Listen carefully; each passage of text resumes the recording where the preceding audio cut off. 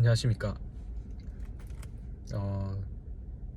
어제 이제 새벽, 그러니까 오늘이죠. 오늘 새벽 5시에 그 아이온큐 실적 발표가 있었는데, 뭐 사실 아이온큐라는 회사가 아직 사실 규모로 따지면 굉장히 작은 회사이기 때문에, 그리고 어떻게 보면 스타트업이라고 볼 수 있고, 지금 그 R&D라고 하죠.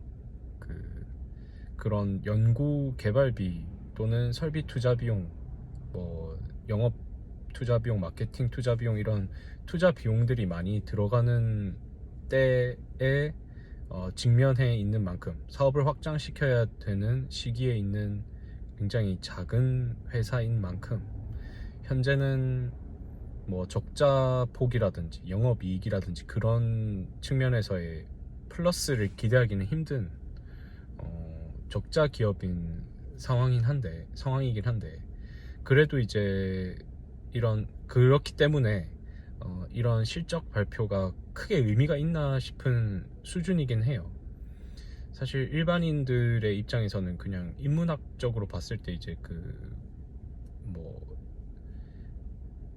이런 섹터의 가망성, 그리고 회사의 뭐 이론적으로 봤을 때의 이게 사업적으로 이렇게 될 수밖에 없다는, 그러니까 이온 트랩의 우수성, 필연적인 그 양자 우위를 정할 수밖에 없는 기술의 우위, 뭐 그런 부분들로 접근을 해야지, 그러니까 학문적이나 인문학적이나 뭐 기업 자체의 분석이나 이런 측면에서 접근을 해야지 되는 것이지, 뭐 실적이 뭐 재무적으로 얼마나 나아졌는지, 뭐 회계적으로 뭐 어느 정도의 이익이 나고 손실이 났는지, 그런 것들을 굳이 따질 단계는 아니라고 생각을 했는데, 생각보다 또 그 실적이 또 개선이 많이 된 상태고, 재무적으로도 굉장히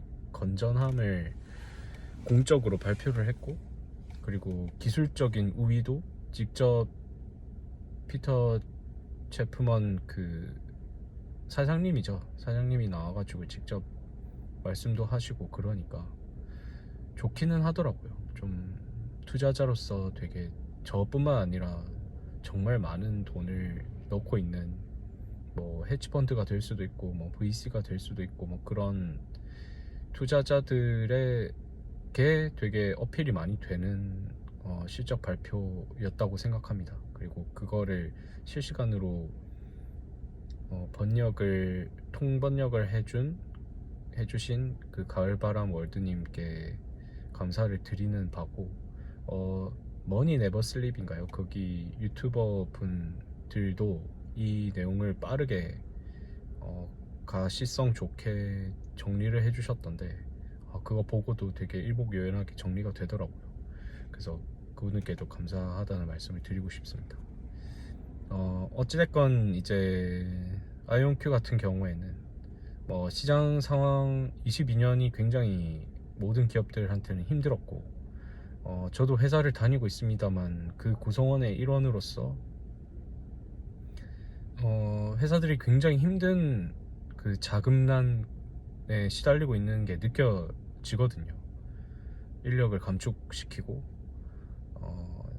투자 규모를 줄이고, 재무 건전성을 높이고, 뭐 이익 추구 형태로 바뀌는, 이익 기조로 돌아서는 그런 전환점을 맞이했거나 지금 그렇게 돌아가려고 하는 회사들이 또 많거나, 뭐 그런 경우가 많은데, 아이온큐 같은 경우에는 22년이 오히려 더 재무적으로 건전하고, 투자도 많이 했음에도 불구하고 현금성 자산도 충분히 많이 있고, 확실히 그 비전이 너무 확고하다 보니까 그 투자 금액들이 많아서 그런지 정확히는 잘 모르겠지만, 어쨌든 고무적인, 환상적인, 팬타스틱 한 해를 보냈다고 하니까 뭐 그렇구나 싶더라고요.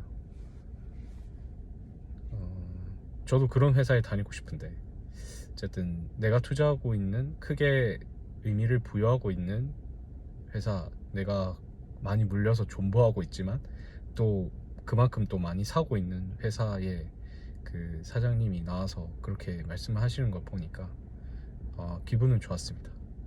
그리고 또 실적이 결국 많이 개선되고 더 확장되고 재무적으로도 건전하고 그런 것들을 확인을 직접 하니까 안정감이 되게 크고,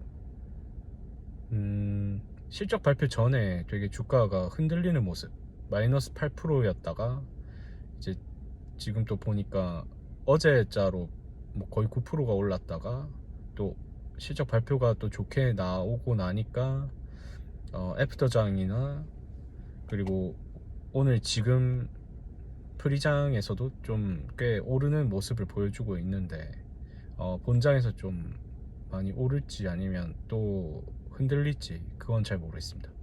지금 제가 봤을 때는 그 빅스 지수가 되게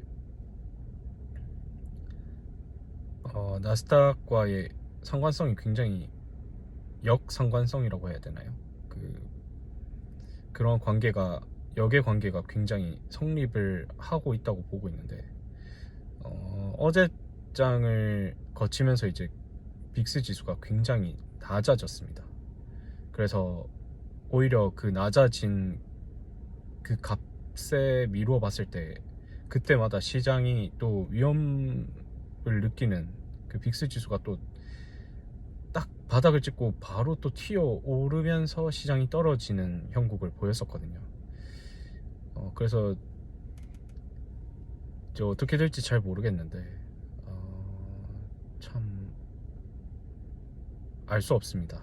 하지만 이제 많은 변수들에도 불구하고, 그러니까 은행권, 세계적인 은행권들에 대한 그 뱅크런 사태들, 그리고 그것이 뇌관이 될지도 모른다는 우려들, 그런 것들을 어쨌든 품에 안고서 상승을 지속하고 있는 시장인데, 어디까지 시장이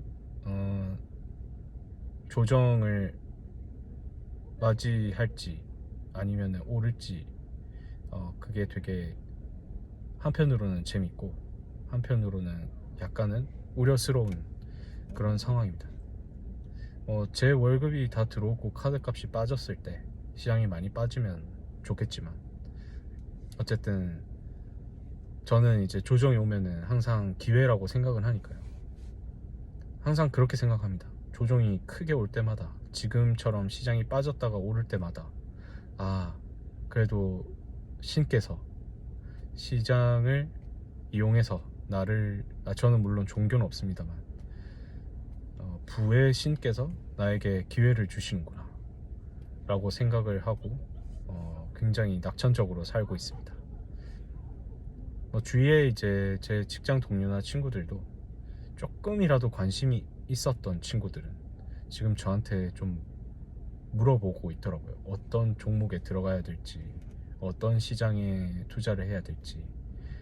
그런 접근 굉장히 좋다고 생각하고, 일반적으로 되게 시장이 빠지거나 좀 위험할 때 그런 생각을 잘 하지 못하는데, 그런 질문을 던지거나 관심을 가진다는 것 자체가 되게 그 친구들한테는 좀 고무적이지 않나, 저는 그렇게 평하고 싶습니다. 물론 이미 시장은 제가 봤을 때 굉장히 공포에 빠져있을 때 그때가 바닥이었고, 지금 다시 생각해보면 그때는 어쩌면 몇 년간 다시 올 수 없는 그런 기회의 타이밍이었다고 생각을 하지만, 어쨌든 뭐 지금 들어가는 것도 뭐 어떻게 보면 이제 발목이나 무릎에 들어가는 부분이긴 하니까, 아직도 그 TQQQ나 SOXL 그냥 그런 것까지 안 가더라도 이제 나스닥만 보더라도 굉장히 많이 빠진 상태이긴 하더라고요. 전 고점 대비해서. 뭐 1년 전으로 보면은 뭐 거의 한 13%에서 크게는 20% 정도 빠진 그런 형국이던데, 그런 것들이 회복이 된다면 좀 큰 수익을 누릴 수 있지 않을까, 그렇게 생각되는 시점이기는 합니다. 그래서 뭐 금리가 어떻든 그 캠피셔의 말대로 우리가 언제 그렇게 금리에 그렇게 촉각을 곤두세우면서 시장을 봐왔는지 모르겠다. 그거랑 이거랑 무슨 상관이냐 이렇게 얘기하는데, 결국에는 거기에 촉각을 곤두세우고 있는 시장이기 때문에 그런 것들도 모니터링이 필요하다라는 생각을 하게 됩니다. 아이온큐 주주분들, 일단은 뭐 그렇게 실적 발표가 중요하겠느냐마는 지금 아이온큐의 상황에서 어쨌든 잘 성적표가 잘 뜬 것에 대해서 안도의 한숨과 함께 축하를 드리면서, 또 길게 봤을 때 이제 성투 기원하면서 마치겠습니다. 긴 영상 느린 말투 참으면서 봐주셔가지고 감사합니다.